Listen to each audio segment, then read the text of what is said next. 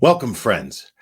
Those of you that have been a friend of this channel for the past 3 years know how invested I became in the Gannon Stauch case. In 4 years of discussing crime cases, I don't remember any case that made me feel so many emotions, strong ones, not before and not since. So I decided to make this video. This being my first pre-recorded video, I truly hope that you find it informative and thought-provoking as I go over what I consider to be all the significant facts within the timeline of this horrifying and heartbreaking case. And if you would be so kind as to take a second and hit that like on this video and subscribe to the channel, I would really appreciate it.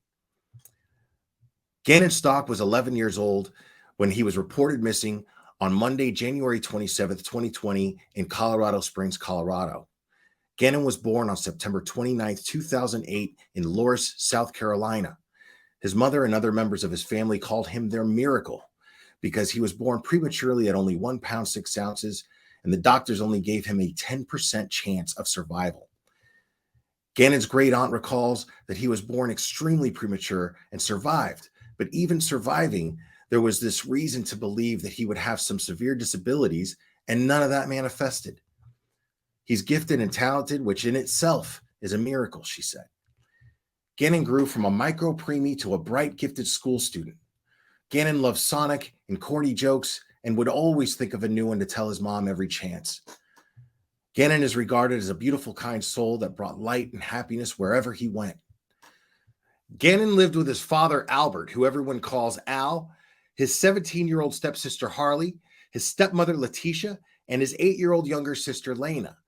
Al was on active duty with the Army National Guard and was often away for work, leaving his wife and Gannon's stepmother, Leticia, with the responsibilities of the home and his children. Leticia seemed to take pride in her domestic responsibilities while engaged in what seemed to be a promising career in child education. Now, in January of 2019, the Stauchs sold their home in Carolina Forest, South Carolina. According to the Horry County school system, Leticia worked for them from November 2010 to June 2015, starting as a paraprofessional to eventually a special education teacher. According to Horry County school spokesperson Lisa Borscher, Leticia resigned from the school she'd been teaching. Other public records show that Leticia attempted to gain employment with the Marion County school system, taught at Marion County schools, and her teaching certification was suspended in May of 2016.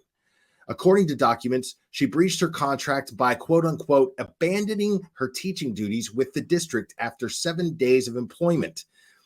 It also states, quote-unquote, unknown to the district at that time, Mrs. Stauch had also contracted to teach in Charleston for the same time period. She went to work for the professional development and then the first 2 days, but never returned. When school officials tried contacting her, she told them that she left because she was harassed and retaliation was sought against her for requesting to be released from her contract due to a pending military move, which she says was denied. She even claimed that the district superintendent's niece was Al's ex-wife and that she alleged harassment and retaliation were due to the dynamic, and she threatened to file an official claim. Leticia's allegations were investigated and found to be, not surprisingly, unsubstantiated. Leticia will later receive her Colorado teaching license in March of 2019 and begin substitute teaching during the spring semester of that same year. She later taught at French Elementary from August until November, when she resigned. Leticia then participated in 3 days of orientation at Mountain Ridge Middle School in the Briar Great neighborhood of Colorado Springs. After that, she was fired on the 24th of January for inconsistencies found in her resume. This was just 3 days prior to Gannon being reported as missing. On Monday, January 27th, Leticia informs her current employer at approximately 4:37 a.m. that her stepdad was killed after being hit by a car and that she can't make it into work. Later that morning, Gannon allegedly complains to Leticia that he's having stomach pains and stays home from school. Evidence will later reveal that Leticia took photos of Gannon in his sleep with her cell phone between 8:13 and 8:17 a.m. A neighbor would later share security footage captured at 10:16 a.m. with law enforcement, showing Leticia and presumably Gannon entering the red Nissan Frontier pickup truck and leaving the residence. And according to an arrest affidavit, Leticia left her phone behind at home and locked between 9:56 a.m. and 2:45 p.m., but a text was sent from Gannon's phone to Harley, Leticia's 17-year-old daughter, at 10:37 a.m. saying, "Tisha left phone at home. If you need her, text me."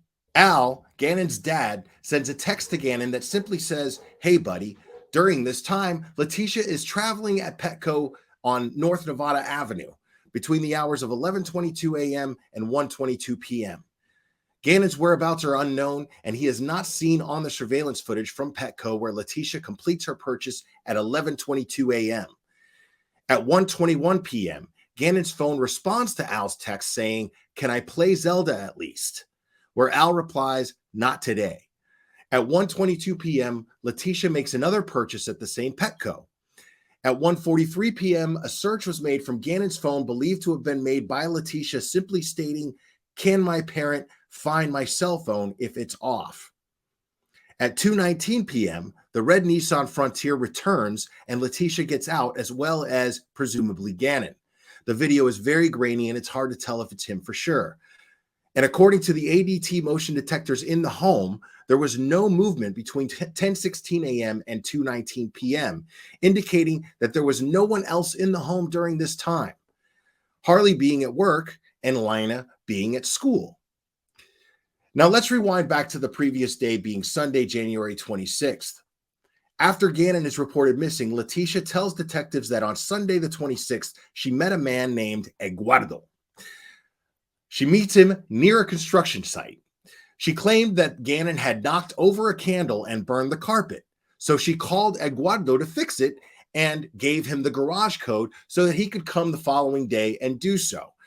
She also claims that Gannon is up most of the night with stomach problems, which is why he did not attend school the next day. At 2:45 p.m. on Monday, Leticia unlocks her phone. She later tells detectives that at 2:30 p.m., this so-called Eduardo, an Hispanic male, was in the home and held her at gunpoint while he allowed her to greet Lena and go on about her daily business, then allegedly raping her between 3:30 and 4:30 p.m.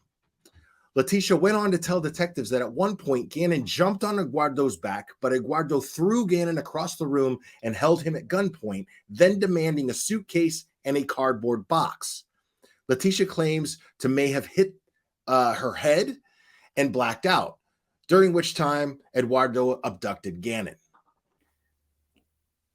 Now, it doesn't seem to take much for detectives to find this story difficult to believe, especially with Leticia's past criminal record, I would assume, which include making threats, grand theft, domestic violence, and battery charges, which nearly all were eventually dropped. But more importantly, this story being drastically different than the story she previously gave detectives, which was that the last time she saw Gannon was at 3:15 p.m. when he left the residence to go play with a friend, right? At which time Lena gets home from school and Leticia tells her that Gannon is asleep in her bed and then tells Lena to go play outside. She is seen riding her bike on surveillance footage between 3:30 and 3:42 p.m. Between 3:41 and 4:20 p.m., several text messages take place between Leticia, Harley, and Al. The contents of these texts are still unknown to the public. But at 3:55 p.m., Gannon's dad, Al, sends a message to Gannon's phone saying, "Hey, buddy." This text is not even open and read until more than 3.5 hours later at 7:40 p.m. At 4:42 p.m., Leticia's 17-year-old daughter gets home from work in her white Volkswagen Jetta, picks up Lena, and leaves with her. At 4:52, Leticia sends Harley a text telling her to pick up stuff from the store. It reads, carpet powder, 2 things, baking soda, and trash bags. A receipt for this purchase was later found in Leticia's Tiguan, timestamped at 5:14 p.m. At 6:55 p.m., Leticia Stauch calls 911 and reports Gannon missing. More than 3 hours later, at 10:09 p.m., deputies respond and are unable to locate Gannon. The deputies noticed Leticia's Volkswagen Tiguan was backed into the garage, so the deputies asked to see Gannon's bedroom and enter. The detectives charged with the task of finding Gannon would later compare the deputy's body cam footage with the photos taken earlier in the day by Leticia of Gannon sleeping. Except in the body cam footage, there is different bedding and sheets, and the bed is now moved against the wall. Early the following morning on Tuesday, January 28th, Leticia texts with the babysitter. Leticia says, "This happened after 3:30. We talked to him, then told be home by 6. The sitter responds, "Someone posted he wasn't at school either." Leticia responds, "He had to go to the doctor for his stomach, but he was here in the afternoon." The sitter says, "Where did he say he was at?" Leticia said, "Honestly, I don't keep up with friends." Then at 8:30 a.m., according to a receipt, Leticia rents a 2019 Kia Rio from Avis Rent-A-Car in Colorado Springs. Then at 8:48 a.m., she texts Harley to pull her white Volkswagen Jetta into the garage. At 8:50 a.m., Leticia picks up Al from the airport, stops at King's Supers, then Wendy's, then finally back home in Lorson Ranch. At 12:57 p.m., a search from Leticia's phone, takes place saying, "Can Nintendo find my Switch?" And then between 4:04 and 4:17 p.m., investigators ask Leticia for Gannon's toothbrush for the purposes of running DNA. At 4:19 p.m., Leticia texts Al saying, "They are asking for our son's toothbrush, but said nothing is wrong." Leticia says, "Something isn't right. I think they're hiding something." Al says, "Who? The police?" Leticia says, "Yes, they asked for toothbrushes." Al says, "What do you think they're hiding?" At 7 p.m., Leticia picks up the Volkswagen Tiguan from the short-term parking at COS Airport. She left there earlier that morning. The receipt shows that she left COS Airport in the Tiguan at 7:02 p.m. The location data from the Tiguan shows it was in the area of Highway 105 between 8:30 p.m. and 10:20 p.m. The phone pings from the Tiguan show it was north of the USAFA and south of Douglas County. The data specifically shows the vehicle entering a rural area near Highway 105 and Perry Park Road and then driving out. It should be noted that during this time, Harley's phone pings near the Stauch residence, so detectives do not believe that Harley was with Leticia. At 10:26 p.m., the neighbor's security footage shows Harley leaving the home, and detectives believe that she was picking up Leticia somewhere near Powers and Carefree. Many, including detectives, believe that Leticia was disposing of Gannon's remains during this time. The following may be a strong reason why at 10:45 p.m. Leticia sends a text to investigators making this statement. "What do you want from me? Because I have nothing. One of your very own leaked to me what you guys were doing. I did nothing or am being set up. I'm not really even sure other than being told that by another blue with El Paso. I was told I couldn't go home to sleep, and on top of that, men were sent to a home with a minor female, and she was forced to stay there not to even have good." I don't know what that means. It goes on to say, "Every conversation that said, even at this moment, I can hear inside, what do you want from me?" Detective Bethel simply responds with, "Come in to talk to me. I would just like information to find Gannon." On Wednesday, the 29th at 9 a.m., the Kia Rio that Leticia rented just over 24 hours prior was returned, and Leticia is picked up by Harley. It was a white Jetta that picked her up. At 11:30 a.m., the Tiguan is caught on surveillance at a local car wash with possibly blood on the back bumper. Leticia apparently has an appointment with investigators at 10 a.m. at the El Paso County Sheriff's Office, but does not arrive until noon. She has notes and other pieces of paper with her in seemingly attempted preparation for this interview. Detectives also notice that her vehicle is wet. The interview is where she claims that the 27th, this so-called Eduardo abducted Gannon after raping her between 3:30 and 4:30 p.m. She also tells detectives that she cleaned up the area afterwards. The detectives offer her a rape exam and she declines. At this point, detective sees her phone. At the end of the interview, she proceeds to shove tissues down her pants and claims to have shortness of breath and chest pain. So, El Paso sheriff's personnel transport her to the nearest hospital. Detective sees the Tiguan during this time, but Leticia leaves the hospital without telling the investigators. She is then picked up by an unknown person and seen meeting with her daughter Harley several miles away. During a search of the home, investigators find several carpet brushes with what they believe to contain carpet fibers located in the dishwasher, along with an empty bottle of vinegar. Leticia then at some point rents a 2020 Nissan Altima that investigators managed to attach a GPS tracking device on. Leticia would then text someone named Nicole, who is probably the owner of the house that the Stauchs reside in. This happens at 2:14 p.m. Leticia says, when we came back inside from the smoke, there was blood on both of us. I didn't know what to do. I was scared that, and it's her typing here. I was scared I would get an unknown word, whatever that is, about it, and I didn't know if he should go to the doctor. I kept trying to add the candle thing, but Albert kept saying it was small and minor. I was scared the basement was smoky, and when I threw the cover, everything, we both had blood. Okay.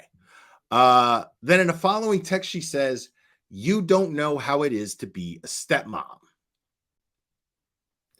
The following Friday, Leticia is tracked in the rented Nissan Altima, returning to the area near Highway 105 Perry Park Road in Douglas County. This is for just under an hour between 4:16 and 5:13 p.m. As this is happening, Landon Hyatt, Gannon's mother, is frantic with worry and not aware of any of this yet.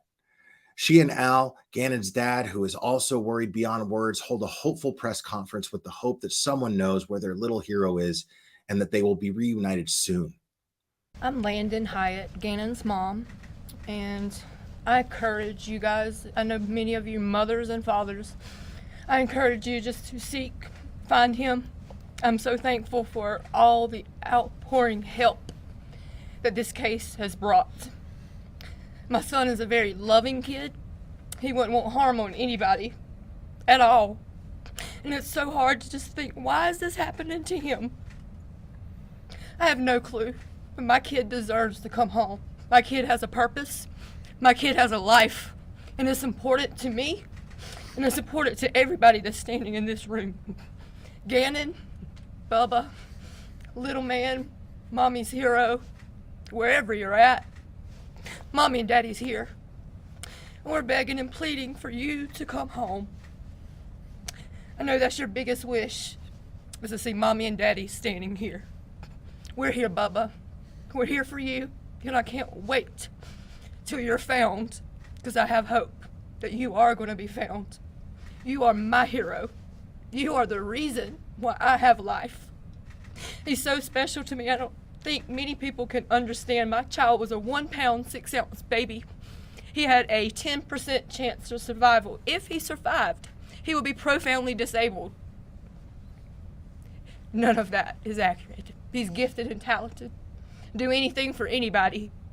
So I'm begging, I'm pleading, if anybody has any type of lead, put yourself in my situation. Ask yourself, what would you do? My Savior is a great Savior. And I know I have hope and that my son's going to be here. I'm thankful for the churches, the pastors, the outpouring support from this community, from Albert's military, family, everybody, the detectives. It was you that was sitting at the table, and you told me that 90% success rate, and you told me that I'm going to find Gannon. I believe that. It's the first time I had hope since I got that call on Monday. I have hope. So please have hope with me. I'm begging. Bring my baby home. Bubba, I love you. Mommy loves you so much. Nova loves you. Lena loves you. This room is filled with people that love you, and this community loves you too. So please come home, baby. Please come home.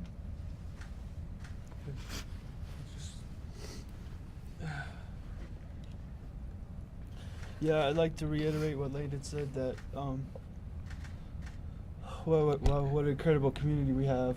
I mean, everybody in here in a team, incredible team that, I came out my front door, I think it was Tuesday, and there was 300 people out there searching my neighborhood. It blew me away. So thank you, everyone. Thank you.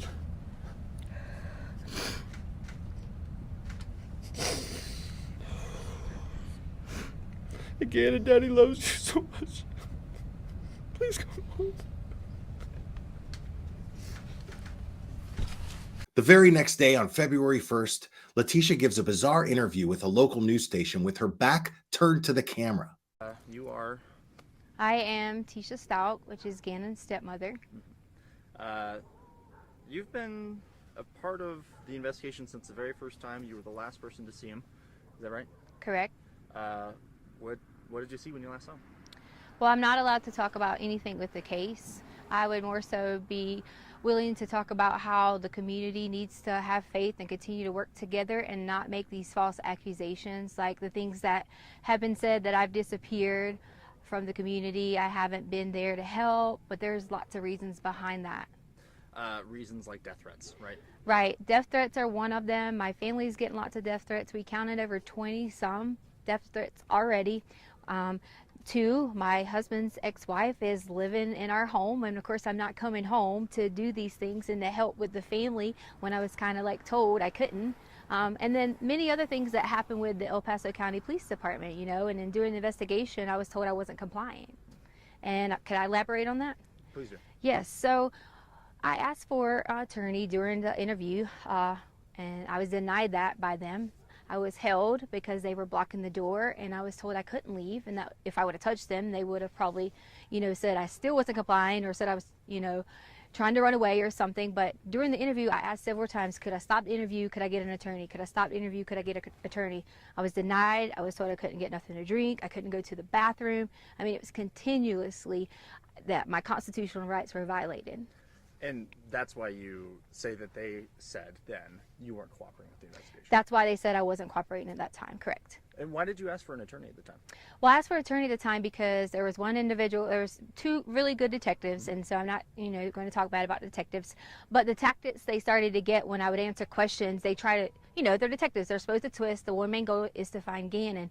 But during that time, some of those things made me feel uncomfortable the way they were saying things. So I immediately stopped and felt like an attorney would help me with some of the vocabulary and things like that I needed help with, and understanding some of the things that they were asking. I'm going to shift gears to what has become a huge online presence of people Right. obviously trying to do the right thing, Mhm. help find Gannon. But at the same time, sometimes it just feels like rumor mongering. Have you seen any of those comments yourself? We have, and see, that's one of the main things we haven't been around in the public eye, because I didn't want to expose my family to it if all these things were going on. You know, there was comments about Gannon getting pushed off the hike, and there was comments about this, and that's just not true. I took care of Gannon for the last 2 years in our home because his mother didn't want to do it. And I would never, ever hurt this child. And I know there's some questions out there about, okay, so tell me what happens. That's up to the investigations when they end up letting you guys know, but I've cooperated with them, even to the point that we were held with a gun, and my daughter, a 17-year-old who serves our country in the United States Air Force, who has never committed a crime or done anything wrong in her life, was put in handcuffs over the keys that was in her purse so they could take her car. And they weren't in there? They weren't even in her car, I mean in her purse. And they were in my pocket. You originally didn't even know it was the law enforcement officers? I didn't know it was a law enforcement officer because when he came out, I guess he was putting his jacket on, and it wasn't necessarily his fault. He was adjusting and happened to catch me. But I saw the gun and I panicked originally and kind of thought, oh gosh, I got to, like, who's this guy? And then once I realized it was the sheriff's office, I was totally okay, but they still had a gun and told me they were going to shoot me. But I was really concerned about my daughter, asking why she was being detained in handcuffs and things like that, when that shouldn't even happen for a child. That shouldn't happen for someone who was standing inside of a store shopping, because we couldn't have any clothes because all of our clothes were here. If we came here and got clothes, you know, we would be harassed. So she went to purchase some underwear and things like that and was put in the handcuffs in the store, you know, and then brought out with men with guns. And that's just not okay. You know, they could have approached me and said, hi, I'm with El Paso County, can I please get this, instead of the way that it happened. I'm just going to check your shot. Doing great. I want to make sure that we're still got a recording, still can hear you okay. Okay, yeah, sounds like we're good. Every once in a while my mic will give out, and I want to make sure that's not going to happen here. Okay. I should try and clarify here. Not necessarily crime rates, but the way that people are reacting online to rumors about you with the source. Oh yes, wow. The rumors have gotten so bad. I pretty much have been told at least 10 different ways that these people have these conspiracy theories. I guess they watch a lot of law shows and maybe they have all these theories on how Gannon is dead. And that's what they're saying. So I'm like, why are you saying Gannon is dead? He is not dead. We are going to find Gannon. And that's the main goal that we all have, my family has. Just because you haven't seen us, we have that same goal. And we've been out searching. My aunt has been out searching. My family has been out searching. We all have been doing that together so that we could protect each other. How does it feel when not only you have a lost child who you are in care of, but then people blaming you for that child not being there? You know, I'm just ready for Gannon to come home. Most importantly, for him to see his family. But second, I am going to be so ecstatic when I'm able to say to people that I hope they have a really sincere apology for all these theories that have came out online, for all the things they said that I have done or people have done. And I just want everyone to know that we're going to find Gannon. And I love him so much. I've helped taking care of him for so long. Can you talk to me a little bit about him? I don't know him. Gannon is so kind, and he loves to play video games. That's one of his favorite things. He loves Sonic and Mario, and you know, he's always helpful, and he was always so helpful with the dogs around the house, and we have 2 little cute dogs, and he was always like a person I could say, Gannon, can you go do this? And he would do it right away. You know, sometimes with kids we have to remind them and things like that, and that's okay, but he was so sweet and able to help anyone. He could notice when you're sick and say, are you okay? And such a kind heart. I know you just said that you can't say anything about the investigation, so you can just say so again if you can't answer this, but is there anything we can hear about the hike? Was there a hike? That just seems like rumors right now. You know what? Could we bring my daughter up here? Because she can go and say that, you know, she came home from work after the hike and she can verify that Gannon was at our home. Okay, yeah, that's fine with me. If she doesn't want to, that's okay, but you're allowed to ask her. Sound okay so far? Yes. I need Harley. Because they want you to verify was Gannon at home after the hike. Because you didn't go to the hike, but you came home from work. Do you want me to just say yes? No, just answer the question. Yes, you came home from work and you can verify Gannon was at home. Yeah. I told her she didn't have to be too in-depth because she is still, you know, a child. But I want to make sure that someone knows that there's another person to verify that Gannon. Sure. Does she need to hold this? No. Yes, so I came home later that evening. I was at work and I can verify that he was there that night. So there was a hike that you guys went on, but then you guys came home. Yes. Where'd you guys go hiking? Garden of the Gods. Oh, that's okay. I guess when And then we ate Burger King afterwards, so, you know. there you go. Yeah. And then it just was, I'm gonna go to play at a friend's house. And then it was just, I'm off to go to play at a friend's house.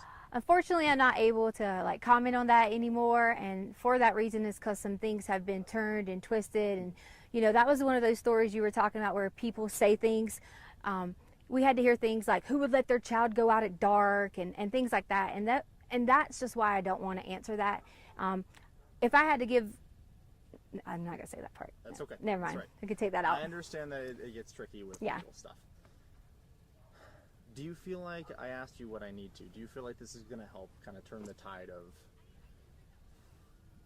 what feels like a witch hunt, in my opinion? I hope, am I on camera now? You are okay, still. Okay. I think that a lot of people can see that I'm not missing and see that I am being cooperative, but to me, it's okay that they think those things because the way someone thinks about me, I don't have a problem with that. My main thing is I would never want someone to think that I would hurt Gannon or any of the children in our home because that's just not the case. I've spent my whole entire life working so hard in education. There was even things online that was talking about my education license and I shouldn't even be a teacher, and they just didn't know that. Like, we moved on a military move and I didn't finish out my contract, so I gave up my license in that state. It had nothing to do with any criminal activity, you know, or any of those things. And it just got blown out of proportion on my professional status, you know. And Do you feel like these are just internet detectives who think they know what they're doing? it definitely is. And you know, here's the thing that kind of saddens me. It's like, if you're going to talk about someone like that and have a witch hunt out for them, why would you even care, like, about doing those things? Because this is a child.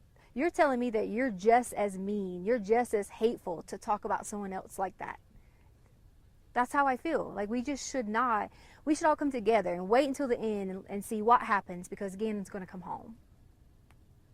Any message for Gannon? The message for Gannon I have is, Gannon, when you get here, you'll be able to truly tell what happened. And then I really hope I get a sincere apology from everyone who has made all those things, especially from my husband.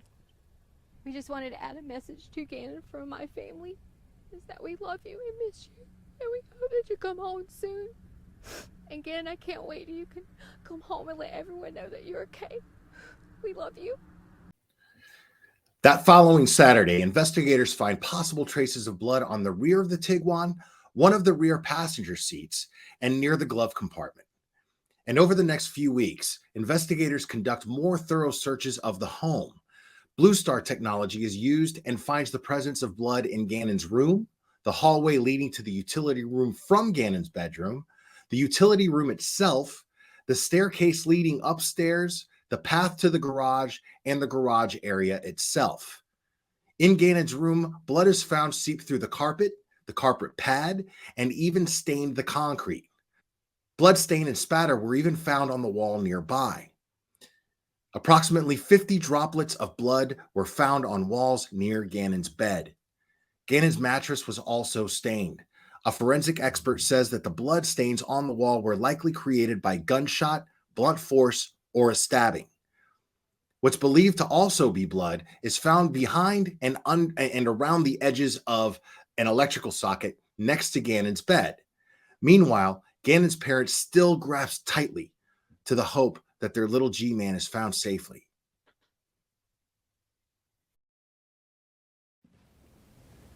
How do I describe my G-man, my Gannon? Gannon's my hero. I love him so much. He's not only my hero, he has multiple people that call him his hero as well.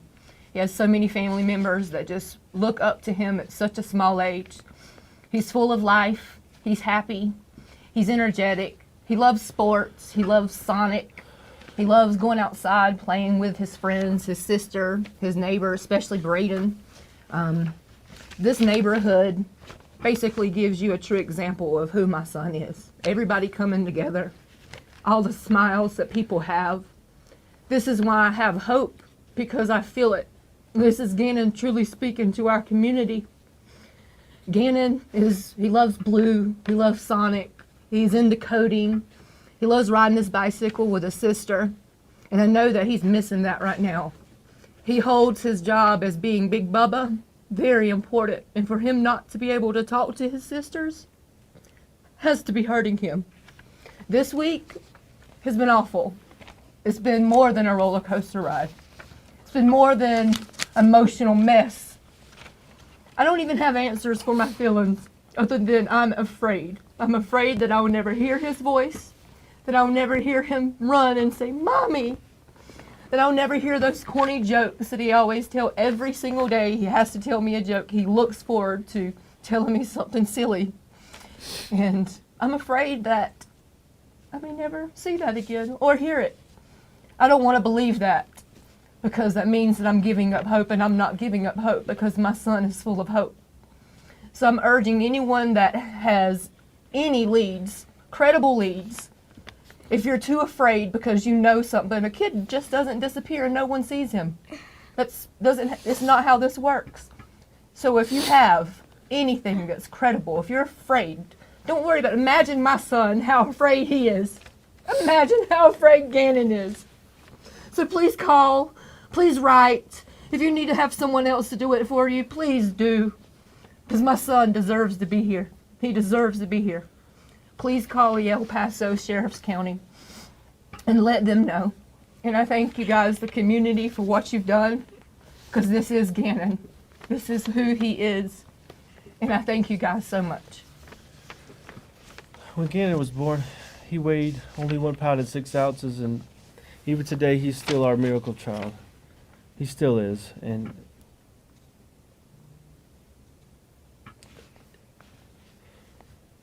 he's such a happy child, and he just brings life to every party.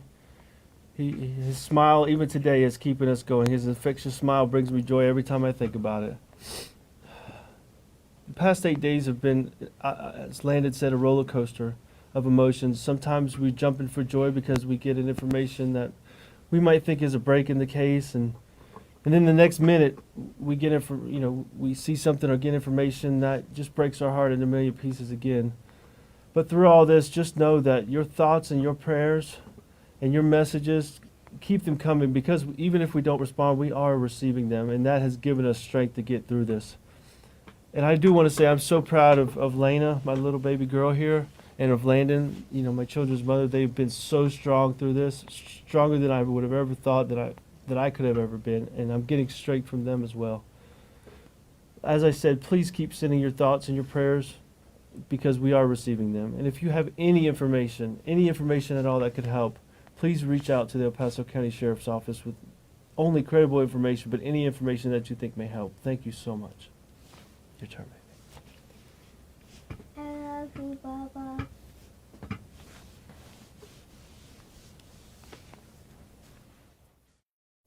Meanwhile, the community refuses to give up hope and relentlessly helps search for Gannon. We turn to Colorado Springs, where tonight another volunteer search crew is combing through an area near the home of the 11-year-old boy who has now been missing for more than a week. Some of the crews were out near Big Johnson Reservoir using some specialized equipment in their search today. Right now, this remains a missing endangered child case, and Allie Levine is in Colorado Springs, where she spent the day. Allie, the search crew remains out this evening, started their search some 3 hours ago now. Yeah, Tom, that's right. The latest team to start searching for Gannon started at 1 o'clock this afternoon, but well before that, there was another team out here this morning. Now, you can see the mobile command post for the El Paso County Sheriff's Office just behind me. This is the home base in the search for Gannon Stauch. All day long, we have seen volunteers and members of these search and rescue teams come through the fields around this area, and it's worth noting that where they are searching right now and where we stand right now is about 3 miles from the Stauch home. According to the El Paso County Sheriff's Office, about 52 volunteers are helping comb through a large area around this Stauch home and this field here where we are today. 2 dogs are also part of this search, along with 4 mounted horses and their deputies. And just minutes ago, we saw that trailer return to this parking lot. This is the second day search and rescue crews have focused here at this spot, and they say they came back with some specialized equipment this time around. Some of that includes a remote control vehicle equipped with sonar to search underwater. That's instead of using divers. The sheriff's office says they had to change the way they're searching because of the weather. It's very cold here right now, but it's not slowing down their efforts. They do say what can slow them down in this search are tips from people that are coming in third hand. It doesn't delay it in any way, because again, as we've said, in blizzard conditions, it does not matter. If we get a good lead, we're going to be out here. We encourage those folks that actually have good, legitimate, credible information that, like I said, when they've seen things with their own eyes, they've witnessed different things. If they call that into our tip line, we will absolutely look into those leads. Yeah, so as those leads come in, they are having to input every single one into their system. So if they're credible or not, the ones that are not credible are really slowing them down. The El Paso County Sheriff's Office also told us today that the Metro Crime Lab that we saw at the Stauch home yesterday would be there on and off throughout the coming days. Now, we swung by that home earlier and we didn't see it there at the moment, but the El Paso County Sheriff's Office says any updates that they have in this search as it continues will come directly from them, and that is how we know that they will be credible, because there are plenty of other sources of information out there right now. Back to you in studio. Well, sadly, as we continue the search for Gannon Stauch, this just remains a mystery at this point. Thanks, Allie.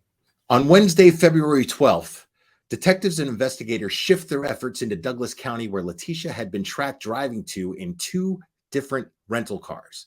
No doubt with suspicion that Leticia had disposed of Gannon's remains somewhere in that area. Then the next day, on Thursday, the 13th of February, with Al's cooperation and knowledge, Leticia tells Gannon's father, Al, that Gannon had burned himself with a candle to the point where his skin had bubbled, and that Gannon peeled the wound and wiped the blood on his wall. According to the leaked affidavit, her story continuously changed. Al had never even asked Leticia about any blood on the wall before Leticia made this comment to him. By the next day, Friday, February 14th, a day where Gannon would have and should have been exchanging Valentine's cards and candy with his classmates, the phone exchanges between Al and Leticia show multiple different stories.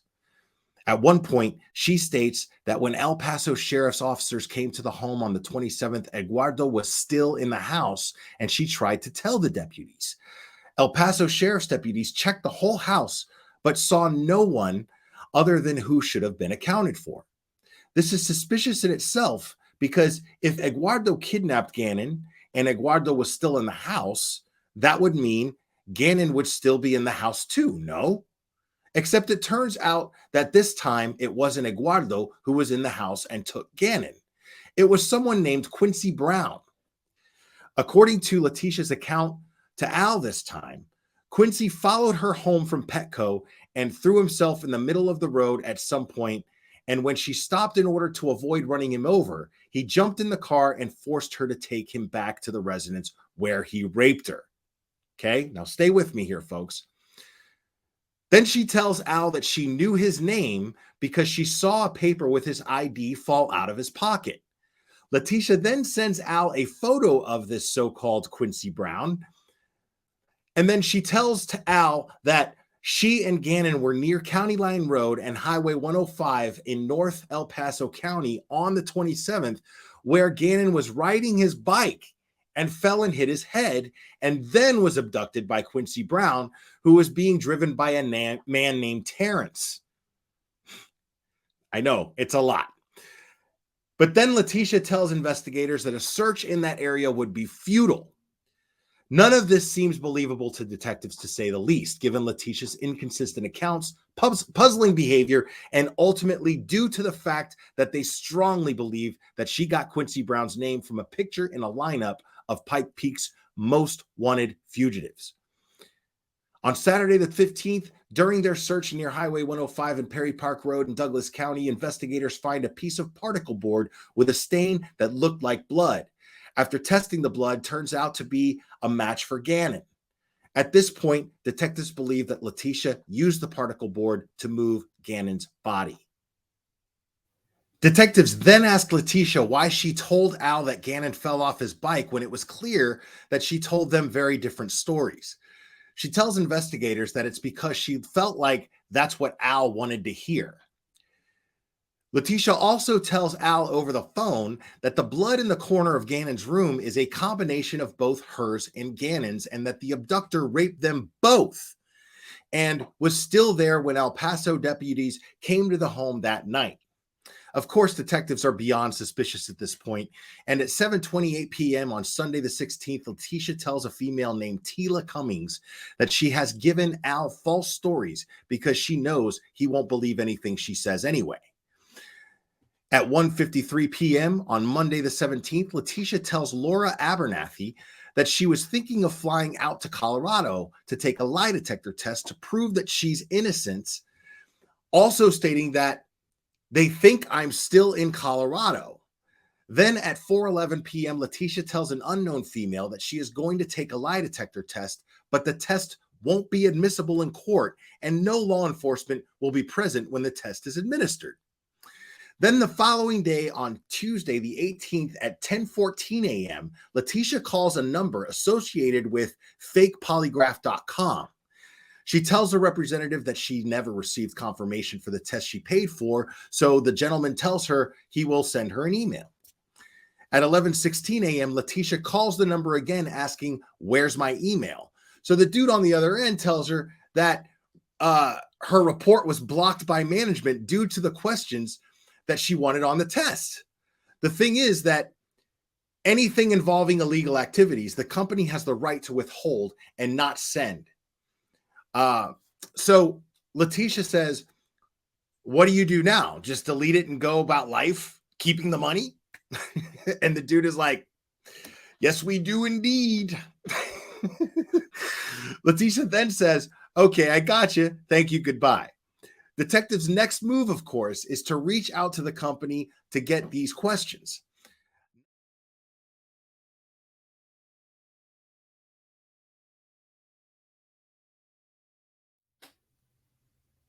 Ten days later, on Friday, February 28th, detectives and investigators at El Paso County Sheriff's Department believe Gannon to be deceased and that they have enough evidence to convict her for Gannon's murder. And Judge Raffalo signs a warrant for Leticia Stauch's arrest. She is located and apprehended the following Monday, March 2nd, in South Carolina. Really, I'm not in the correct mindset to be even standing up here, but if I had to say one thing, that when he said Gannon is no longer with us, I'd have to say Gannon is with us. After the stories of people from all over the world, he's not only my hero now, he's the world's hero. So I think the community, the positive support from a state that I've never visited other than 2 or 3 times, I'm astounded by the amount of love that's not come from me. It's came from my boy. And never thought I'd be standing here. It's a nightmare. I've had to put trust in the people I don't know. Today, I got the worst news and the best news. Obviously, we know what the worst news is, but the best news is that justice will be served. And I'll make sure that justice is served because my boy did not deserve any of this that has happened to him. So I urge media one more time just to hold off on questions until we know that this person, the stepmom that I even trusted, that she will pay 100% for this heinous thing she done. And I know that that's going to will be done. So I ask you guys, I beg and plead if you've known or if you see this story, all of you have seen this story, please hold that very close to you. Because I want to live this earth knowing that justice was served for my boy. And I know that you've seen pictures, you've seen stories, you've seen my little man. He is truly my hero. And I'm gladly giving that to you guys too, that he can be your hero. I've heard stories of people that have not prayed in years, that have finally fell on their knees to pray. And I know where my son's at, without a shadow of a doubt. So many families have been brought closer together because of this. I know my boy is special, and I've told my people and my family and friends that Gannon has a testimony, that Gannon has a story. He's special. And this is his story. So make that story magnificent, who my child is. And I'm putting my trust into you guys to do that. So thank you for allowing Gannon to be your hero and sharing him with us.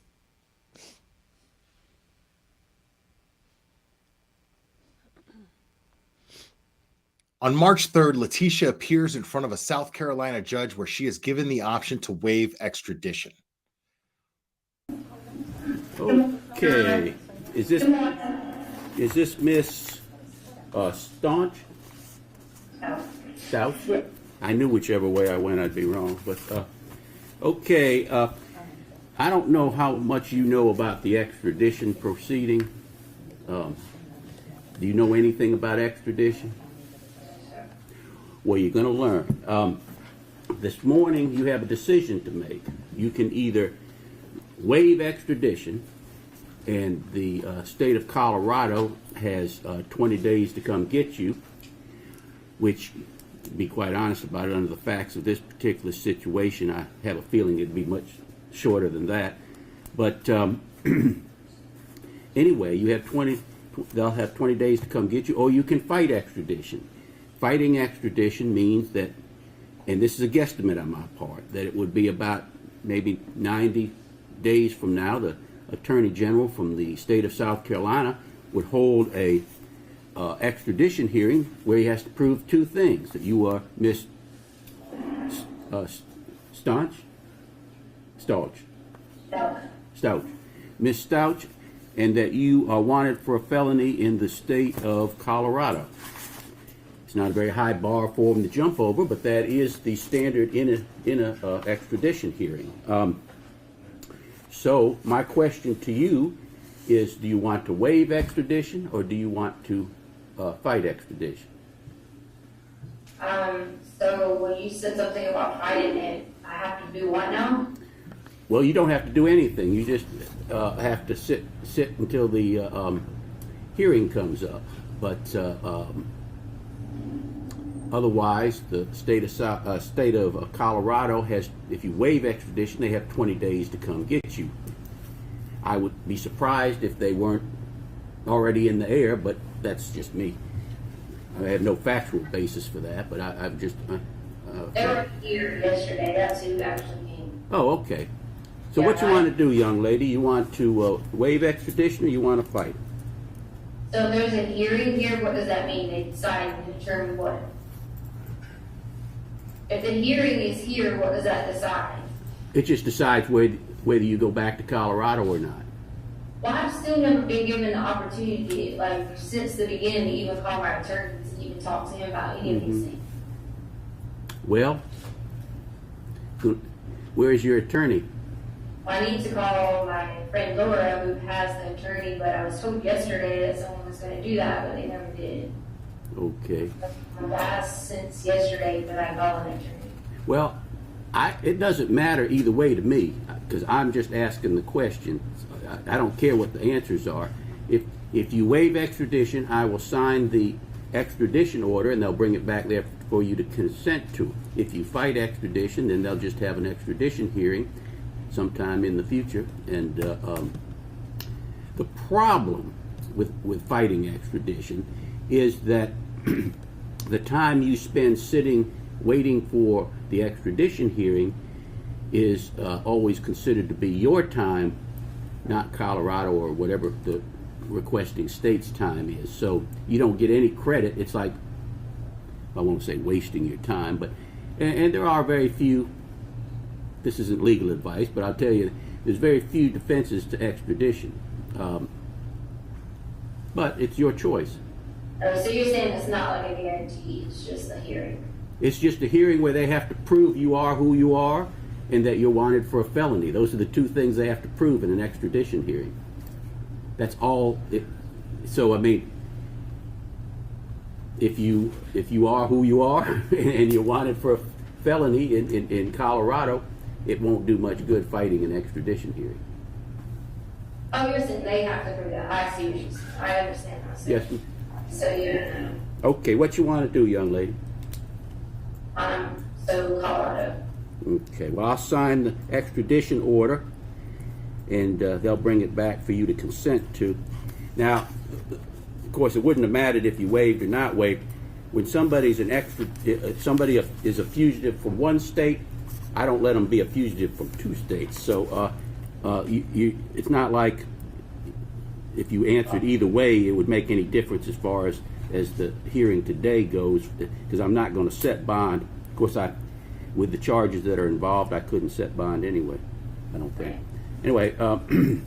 Yeah, I didn't run from you guys, so I don't have any trouble with you guys too. I didn't even know anything until yesterday, so the date on that paper you have is wrong. Well, let me tell you something else, and I didn't go into all this. But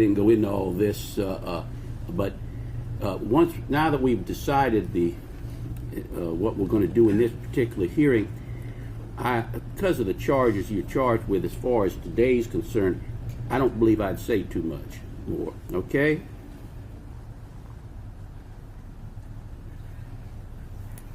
All right. They'll bring the order back to you to sign in a moment. All right. To consent to, okay? Okay. All righty.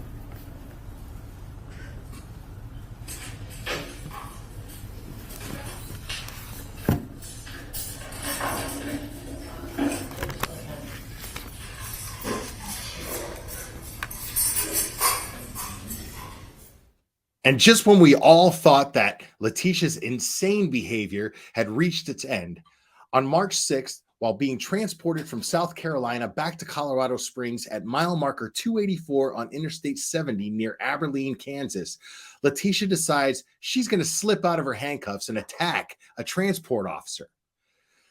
Both he and Leticia are hospitalized, but the details of their injuries remain unknown.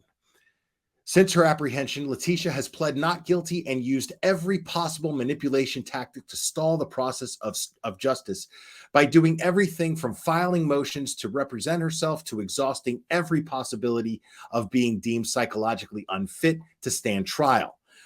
All while the uncharted obstacle of the COVID-19 pandemic unexpectedly presented itself, stalling trial proceedings that much more. Jury selection has since begun, and her trial is scheduled to be underway on April 3rd, which I will be keeping you up to date on right here as promised since her arrest. So hit that like and make sure to subscribe to get all the updates. Thank you for watching, and we will do this again very soon, my friends.